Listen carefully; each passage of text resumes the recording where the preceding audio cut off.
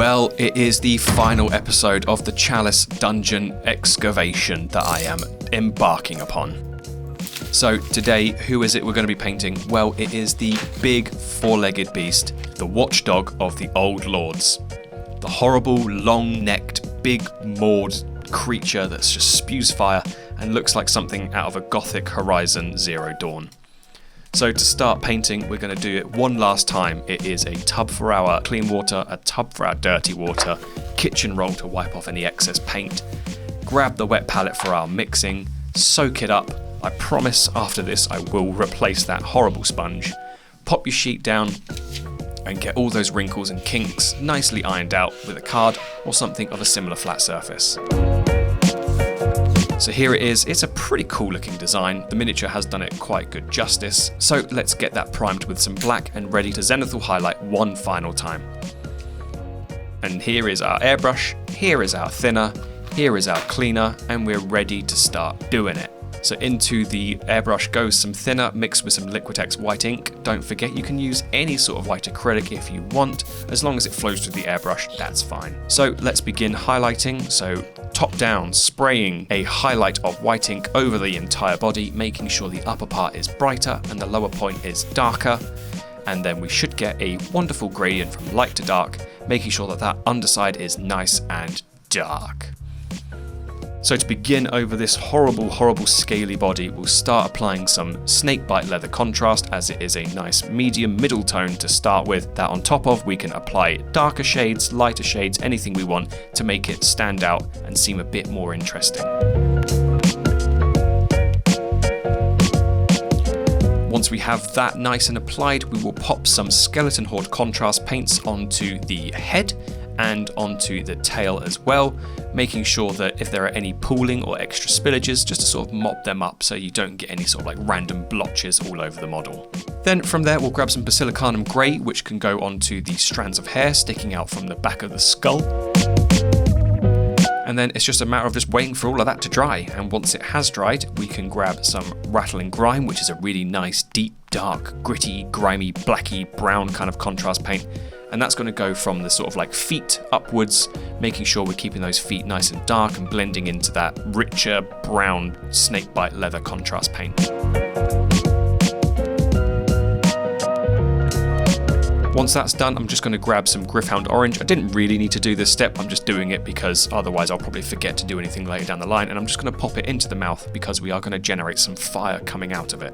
Then I'm just going to mark out where all of my fire points are going to be by grabbing some Corax White and just popping it into all the hot areas. So it's going to be the eyes, it's going to be the center of the throat. I'm also going to be popping it onto some parts of the body as well. So like these sort of cracked joints that you can see, like the kneecaps and the backs of the knees that you can see that are sort of like separate from the body. They're all going to be painted in with some white because we're going to go over them with some fire effects. And I'm sort of like joining up some sort of like veiny kind of things that are going in these cracks of the legs as well, just to try and spread out where this fiery effect is going to be. And once we've got that, we're going to pop some Storm Vermin fur onto the body, just so we can break up the monotonous colour that is just the snakebite leather on the top. Just, you know, vary it up, add a bit of dynamism, add a bit of different colour variation to things, doesn't hurt, especially because we're going to be going over most parts of it with some fire effects. I'm also going to add some Skaven Blight Dinge, which is sort of like a bit more of a darker, dingier version of Storm Vermin fur. Again, just adding different variations of similar colours all over the body. Once that's done, I'm going to grab some Morecast Bone and just start applying it to the sort of like sticky out bone parts. These are all things that are going to be like the most protruding parts of the body, just to give us some extra definition to these spiky points. And also onto the head as well, because it is a bony sort of like skull. I just want to use the Morecast Bone as the sort of mid-tone over this, so we can start blending in some brighter tones and blending it nicely into the Skeleton Horde contrast paint.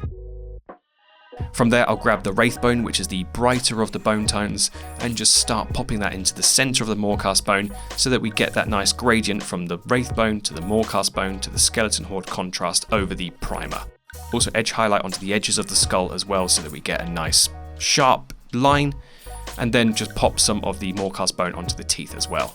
I'm going to grab some Xandri dust and a dry brush, and I'm just going to dry brush on these sort of highlights over all of the body so that all of these sort of like nice lines and textures that you can see can sort of stand out from the darker shades underneath. Just adds a bit more interest and dynamism to the model before we start adding a fire effect to it. Then just a final pass of dry brushing with some Longbeard Grey, which is a really nice white dry paint, and because it's dry you're not going to get too much liquid with it, so it just comes off in nice, very, very light applications. Just really good for brightening up these nice sticky out textures, and I'm going to do the same for the hair as well. And there we go, I think we're pretty much ready to start doing the fire effect. So I'm going to grab my horrible old mat again, because I don't care if I get it all painted up and mucky. And back into the airbrush, we're doing our Liquitex white ink again.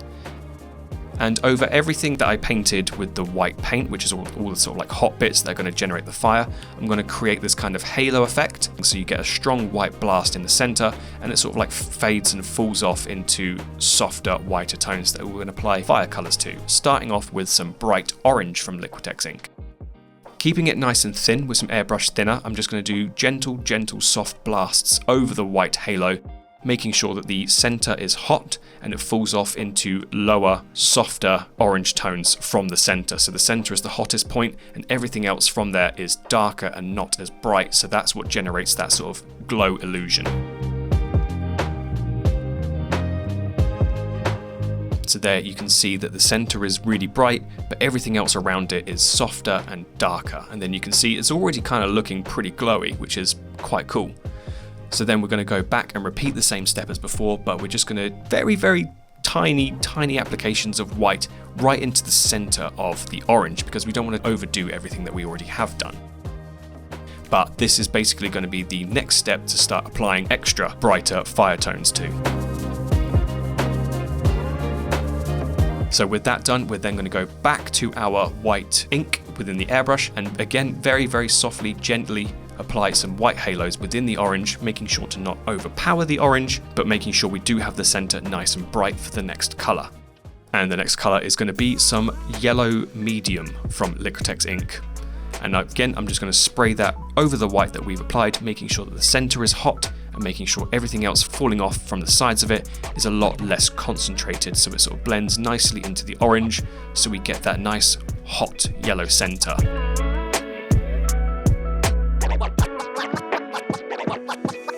And then I did forget to do the mouth, so I'm just going to do the mouth quickly now with some yellow, and then I'm just going to go back over it with some orange towards the edges. Completely forgot to do that, I knew I'd forget something.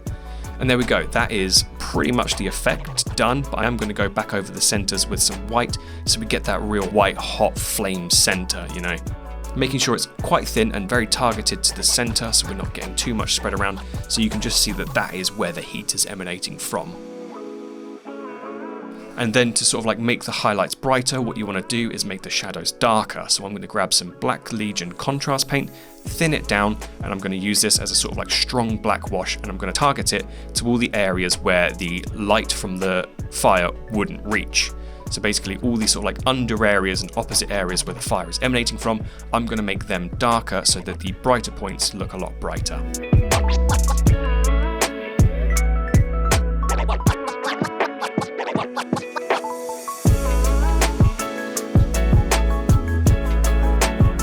And that concludes our Bloodborne expansion painting saga. I want to thank you for joining me on this journey. I managed to smash all of these paints out over the course of, I want to say, about a week, and I managed to get it all edited and everything within another week. So I managed to spread this out over a long period of time, and it's been quite the task to be able to do that. But thank you so much for joining me. I hope you enjoyed today's episode. I hope you enjoyed the series as well. And if you did, please be sure to drop a like, hit that subscribe button if you haven't already, and drop me a comment. And again, thank you to all of my wonderful patrons who have continuously supported me so far. If you want to join one of the amazing people that you can see on the screen before you, head over to my Patreon. The link is on the screen, the link is in the description. Over there you can see all of my behind the scenes for all the bigger videos that I do. You can vote on any future projects that are coming up. I usually run polls, so you can vote on things that you want to see. But if not, I want to thank you for joining me, and that concludes our Bloodborne expansion.